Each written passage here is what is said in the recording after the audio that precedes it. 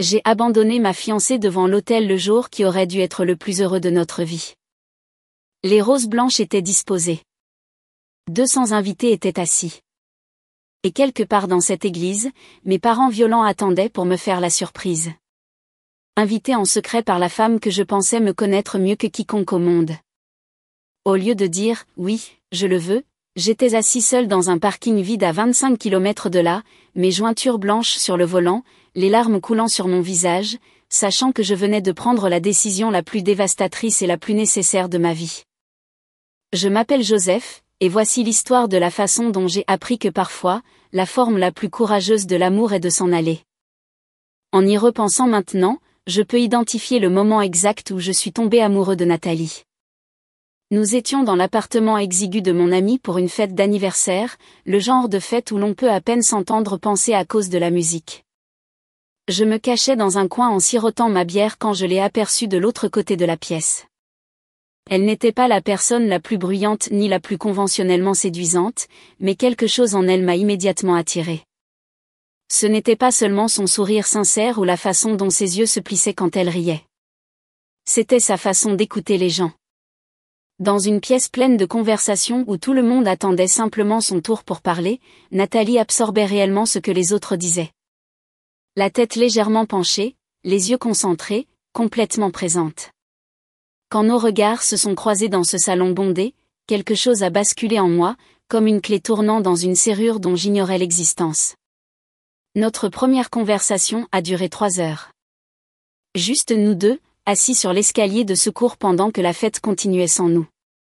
Nous avons parlé de tout, des livres qui nous avaient changés, des endroits que nous rêvions de visiter, de ces films terriblement embarrassants que nous aimions en secret. Mais ce qui m'a le plus frappé, c'est sa façon d'écouter. D'écouter vraiment. Pas seulement en hochant la tête poliment, mais en posant des questions réfléchies qui montraient qu'elle était véritablement engagée.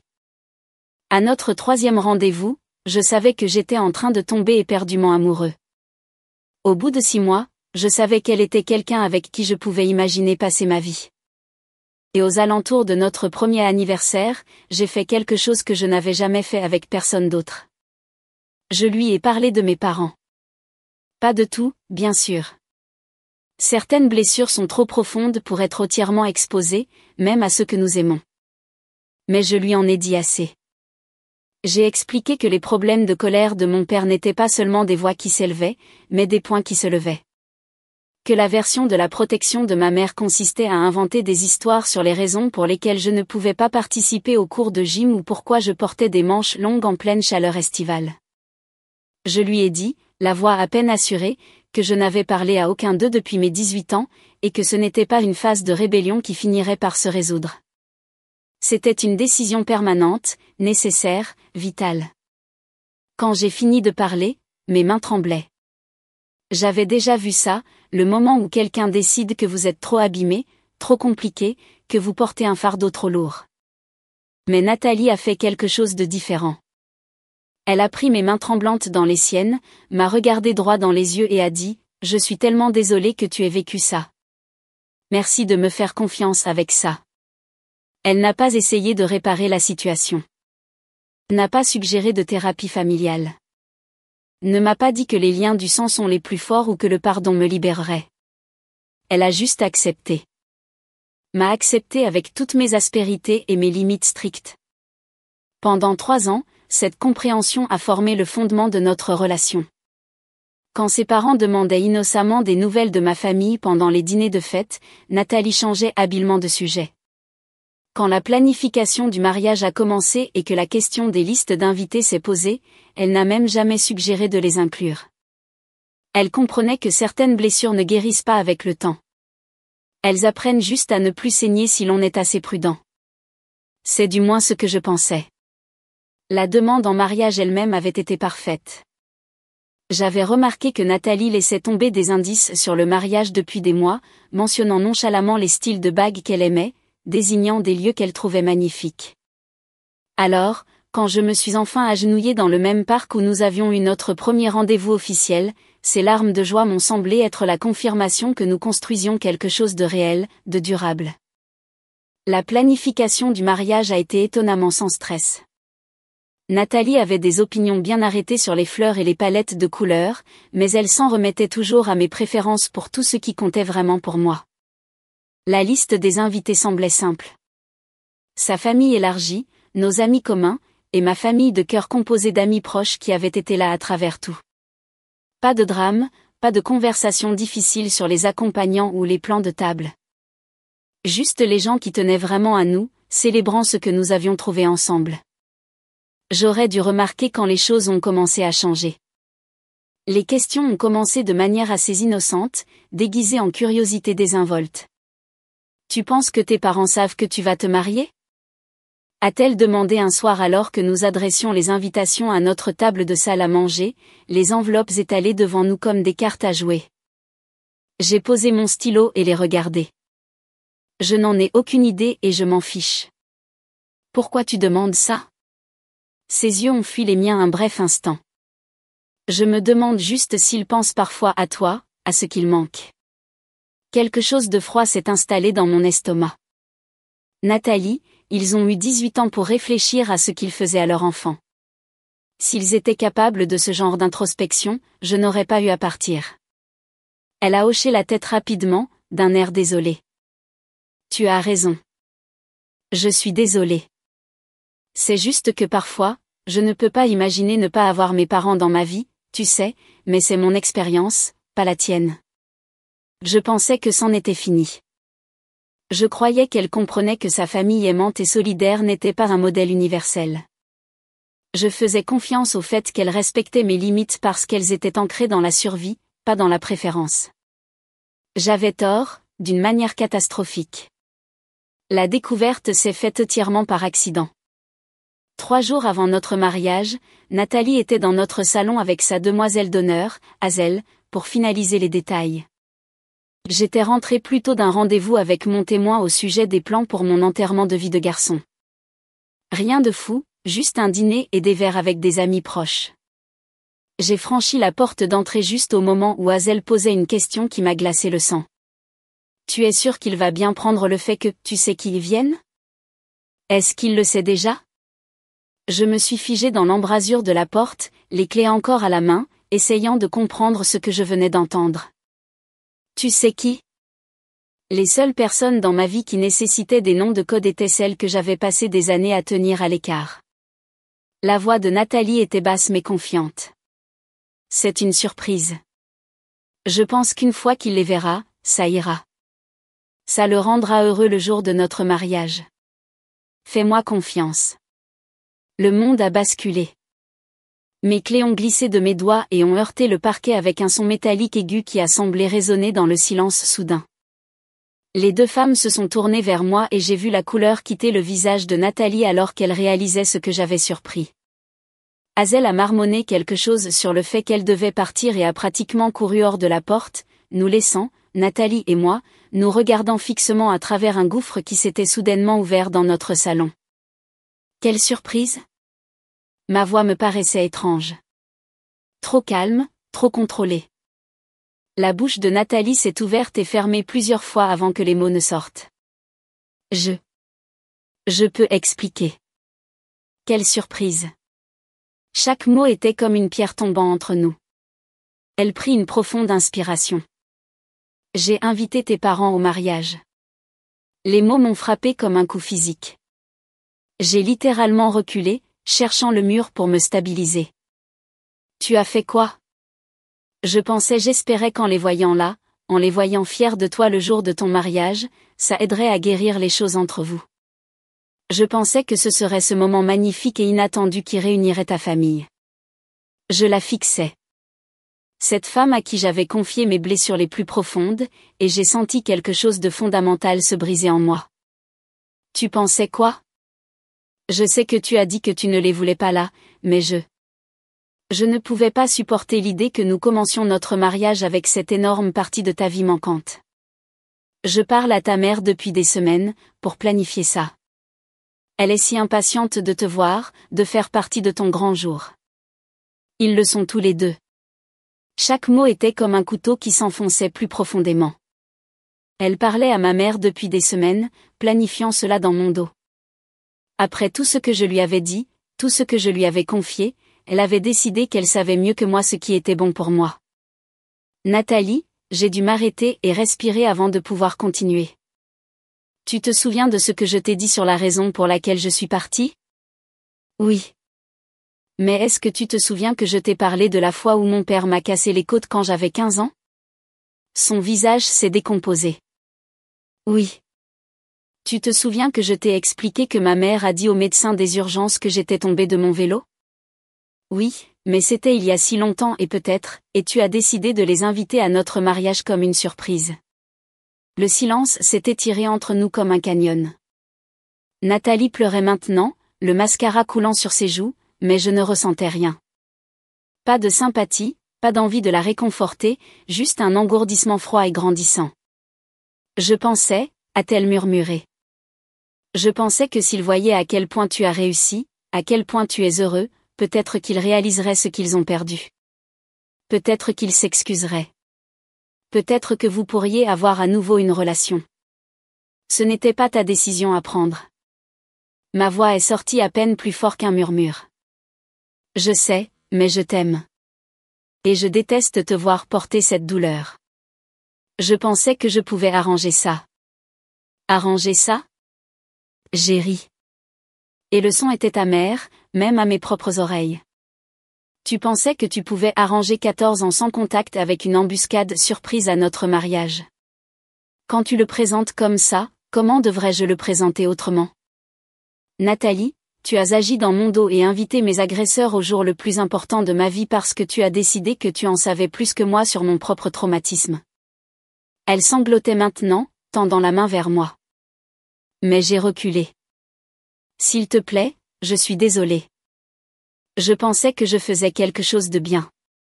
Je pensais s'il se présente à ce mariage, je n'y serais pas. Les mots sont sortis de ma bouche avant que j'aie consciemment décidé de les dire. Mais dès qu'ils ont été prononcés, j'ai su qu'ils étaient vrais. Les pleurs de Nathalie se sont arrêtés brusquement. Quoi? Tu m'as entendu. S'il se présente, je m'en vais. Tu ne peux pas être sérieux. Regarde-moi faire. Tu me laisserais devant l'autel pour ça? Tu m'aurais tendu une embuscade avec mes agresseurs à notre mariage. Alors, ouais. J'imagine que nous sommes tous les deux capables de choses que nous n'aurions jamais pensé faire. Cette nuit-là, j'ai fait un sac et je suis allée rester chez mon témoin. Flynn n'a eu qu'à regarder mon visage et m'a préparé le canapé sans un mot, puis s'est assis avec moi dans son salon faiblement éclairé pendant que je lui racontais tout. Quand j'ai fini, il est resté silencieux un long moment. Oh la vache, a-t-il finalement dit. Elle les a vraiment invités. Elle planifie ça depuis des semaines. Même le dire à voix haute ressemblait à une trahison. Après tout ce que tu lui as dit sur pourquoi tu avais coupé les ponts. Apparemment, elle pensait que l'amour arrangerait tout par magie. Je me suis frotté les yeux, l'épuisement s'infiltrant dans mes os. Flynn a secoué la tête lentement. Qu'est-ce que tu vas faire? Je lui ai dit, s'il se présente, je ne viendrai pas. Tu le penses vraiment? J'ai fixé le plafond, sentant le poids de la question. Le pensais-je vraiment? Pourrais-je vraiment laisser la femme que j'aimais plantée devant l'autel face à 200 personnes? Pourrais-je l'humilier comme ça? Blesser sa famille, gaspiller tout l'argent, la planification et les rêves que nous avions investis dans cette journée? Mais ensuite, j'ai pensé à remonter l'allée et à voir le visage de mon père dans la foule. J'ai pensé à essayer de prononcer des vœux d'amour et d'engagement pendant que ma mère regardait depuis le premier rang, pleurant probablement des larmes de joie pour la réunion qu'elle avait aidé à orchestrer. J'ai pensé aux photos, à la réception, à devoir prétendre pendant toute une journée que j'étais reconnaissant pour ce cadeau pendant que mes agresseurs se prélassaient dans la célébration de mon bonheur. Ouais, ai-je dit doucement. Je le pense. Les 2 jours suivants furent un flou d'appels téléphoniques ignorés et de SMS de plus en plus désespérés de Nathalie. Elle est passée des excuses aux justifications, à la négociation, puis aux menaces. Elle a promis de les désinviter, puis a expliqué pourquoi il était trop tard, puis m'a supplié de juste tenir le coup pendant la cérémonie pour le bien de toutes les autres personnes impliquées. Ces messages révélaient la profondeur de son illusion. Je sais que tu es en colère, mais une fois que tu les verras là, te soutenant, je pense que tu comprendras pourquoi j'ai fait ça. Ta mère est si impatiente. Elle pleure des larmes de joie depuis des jours. Comment peux-tu lui enlever ça? Tout le monde sera là. Ton absence blessera tellement de gens qui t'aiment. Je n'annule pas le mariage. Trop a été investi. Tu dois venir. Ce dernier message a scellé ma décision. Même face à la destruction complète de notre relation, elle essayait toujours de contrôler le récit, refusant toujours de reconnaître que ce qu'elle avait fait était fondamentalement mal. Le matin du mariage, je me suis réveillée dans la chambre d'amis de Flynn, me sentant étrangement calme. J'avais pris ma décision, et bien que ce soit la chose la plus difficile que j'ai jamais faite, c'était aussi la plus claire. Je ne pouvais pas épouser quelqu'un qui violerait mes limites si complètement et s'attendrait ensuite à ce que je sois reconnaissant pour cela. Flynn a proposé de me conduire au lieu de la cérémonie, d'être là pour un soutien moral si je changeais d'avis. J'ai apprécié l'offre, mais je savais que voir l'église, voir les décorations, voir Nathalie dans sa robe de mariée ne ferait que rendre cela plus difficile que ça ne l'était déjà. À la place, j'ai conduit jusqu'à un petit parc à environ 25 km et je me suis assis dans ma voiture, regardant des familles pique-niquer et des enfants jouer sur des balançoires. Des familles normales, des familles saines, le genre de famille dans laquelle Nathalie avait grandi. Le genre qui lui rendait impossible de vraiment comprendre pourquoi je ne pouvais pas simplement mettre les choses de côté pour une journée. Mon téléphone vibrait constamment, d'abord avec des messages de Nathalie, puis de sa famille, puis de nos amis communs. Je l'ai éteint et je suis resté assis dans le silence grandissant, pensant à tous les chemins qui avaient mené à ce moment. À 16h30, je savais que la cérémonie aurait dû commencer. À 17h, je savais qu'ils auraient annoncé à la foule qu'il n'y aurait pas de mariage. À 17h30, je savais que Nathalie était probablement dans une arrière-salle quelque part, toujours dans sa robe, essayant de comprendre comment la personne qu'elle aimait pouvait lui faire ça. Et je me sentais terriblement mal pour ça. Je me sentais terriblement mal pour l'argent gaspillé, les invités confus, l'humiliation que sa famille subissait. Je me sentais terriblement mal de blesser quelqu'un à qui je tenais vraiment, quelqu'un qui avait essayé de faire ce qu'elle pensait être juste. Mais je ne regrettais pas mon choix. Plus tard dans la soirée, Flynn a appelé pour prendre de mes nouvelles. Il avait eu des échos par des amis communs qui étaient sur les lieux. C'était le chaos, dit-il doucement. Tout le monde était confus. Le père de Nathalie a dû prendre le micro pour dire aux gens de rentrer chez eux. Tes parents étaient là. Mon estomac s'est noué. Comment ont-ils réagi? À peu près comme on pouvait s'y attendre. Ton père était en colère. Ta mère pleurait. Ils sont partis assez vite une fois qu'il a été clair que tu ne viendrais pas. Est-ce que Nathalie a demandé de mes nouvelles? Elle est assez anéantie, mec. Mais elle est aussi furieuse. Sa famille est furieuse. Ils pensent que tu l'as humiliée. Je n'avais pas le choix. Les mots sont sortis creux, usés par la répétition dans mon propre esprit. Je sais. Je ne te juge pas. Je te dis juste ce qui se passe. Cette nuit-là, je me suis assis dans le noir et j'ai pleuré la perte de l'avenir que je pensais construire. Nathalie et moi avions parlé d'enfants, de la maison que nous achèterions, de vieillir ensemble. Tout cela avait disparu maintenant, détruit par son incapacité à respecter la seule limite qui comptait le plus pour moi. Mais sous le chagrin, il y avait autre chose. Du soulagement. Je m'étais protégée. J'avais refusé de permettre à quiconque, même quelqu'un que j'aimais, de me forcer dans une situation qui aurait été psychologiquement dommageable. J'avais choisi mon propre bien-être avant les attentes et les désirs des autres. Il m'a fallu des années pour reconnaître cela comme une force plutôt que de l'égoïsme. Les conséquences furent brutales. La famille de Nathalie m'a reproché la perte financière et l'embarras public. Certains de nos amis communs ont pris parti. J'ai perdu des relations que je pensais solides. Des gens qui ont décidé que ma réponse avait été disproportionnée par rapport à l'erreur de Nathalie. Mais j'ai aussi découvert qui étaient mes vrais amis. Flynn n'a jamais faibli dans son soutien. Ma famille de cœur s'est ralliée autour de moi, m'aidant à emballer l'appartement que Nathalie et moi avions partagé, à gérer les fournisseurs, les cadeaux retournés et tous les débris pratiques d'une vie annulée. Nathalie et moi avons finalement eu une conversation. Des semaines plus tard, lorsque la colère initiale s'était refroidie pour devenir quelque chose de plus proche de la tristesse, nous nous sommes rencontrés dans un café neutre. Nous avions tous les deux l'air de ne pas avoir bien dormi. Elle s'est excusée à nouveau, et cette fois, cela semblait sincère. Elle a admis qu'elle avait eu tort d'agir dans mon dos, tort de présumer qu'elle savait ce qui était le mieux pour moi. Mais elle a aussi dit quelque chose qui m'est resté.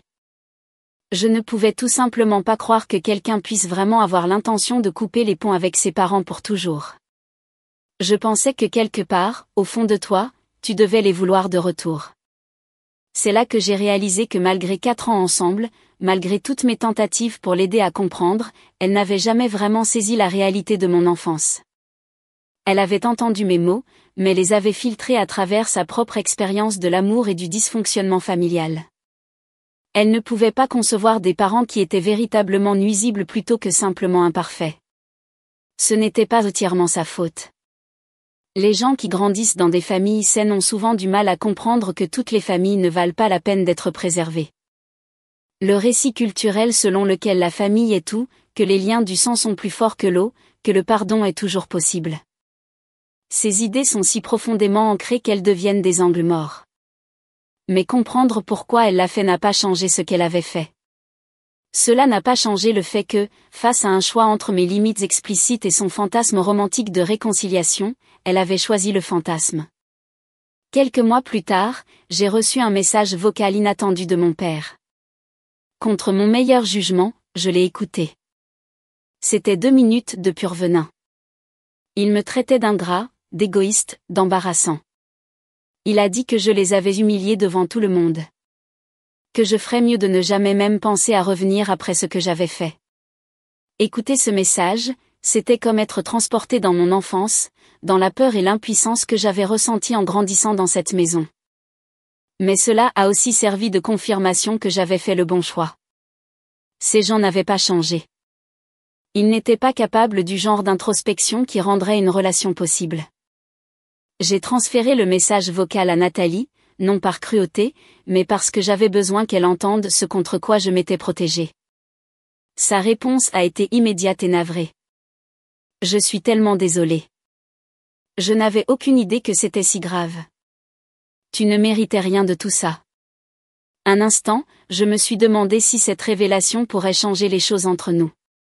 Si, en comprenant enfin la vraie nature de mes parents, elle verrait pourquoi ces actions avaient été si dévastatrices. Mais à ce moment-là, il était trop tard.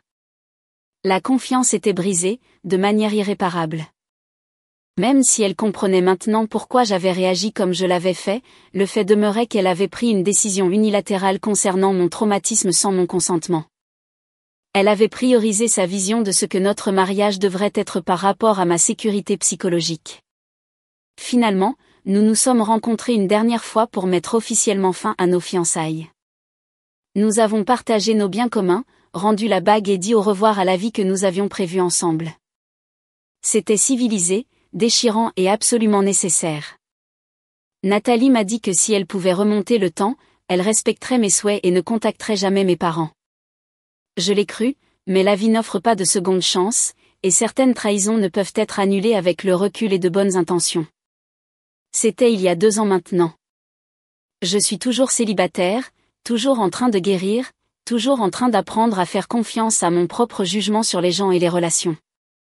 J'ai fait beaucoup de thérapie, beaucoup d'introspection, beaucoup de travail pour comprendre mes propres schémas et déclencheurs. Je ne regrette pas d'être partie de cet hôtel. Je regrette que nous en soyons arrivés là. Je regrette que quelqu'un que j'aimais n'ait pas pu me voir assez clairement pour honorer mes limites. Mais je ne regrette pas de m'être protégée d'une situation qui aurait été véritablement nuisible à mon bien-être. Parfois, la chose la plus aimante que vous puissiez faire pour vous-même et pour les autres est de refuser de participer au dysfonctionnement, même lorsque ce dysfonctionnement est enveloppé de bonnes intentions et de fleurs de mariage. J'ai appris que l'amour sans compréhension n'est pas suffisant. J'ai appris que les valeurs partagées comptent plus que les rêves partagés. J'ai appris que la personne qui vous aime vraiment est celle qui vous croit quand vous lui dites ce dont vous avez besoin pour vous sentir en sécurité. Et j'ai appris que s'éloigner de quelqu'un que vous aimez lorsqu'il refuse de vous voir pour qui vous êtes vraiment n'est pas abandonner l'amour. C'est refuser d'accepter une version contrefaite de celui-ci. L'hôtel était peut-être vide ce jour-là, mais je suis partie avec quelque chose de plus précieux qu'un mariage construit sur l'incompréhension. Je suis partie avec ma dignité, mes limites et mon engagement inébranlable envers mon propre bien-être. Parfois, cela doit suffire. Parfois, c'est tout. Merci pour votre écoute et si vous aimez cette histoire, partagez-la avec d'autres qui pourraient avoir du mal à fixer des limites dans leurs propres relations. Et n'oubliez pas de commenter et de vous abonner pour plus d'histoires sur la façon de trouver le courage dans les moments les plus difficiles de la vie. Rappelez-vous, s'aimer soi-même n'est jamais un acte de trahison.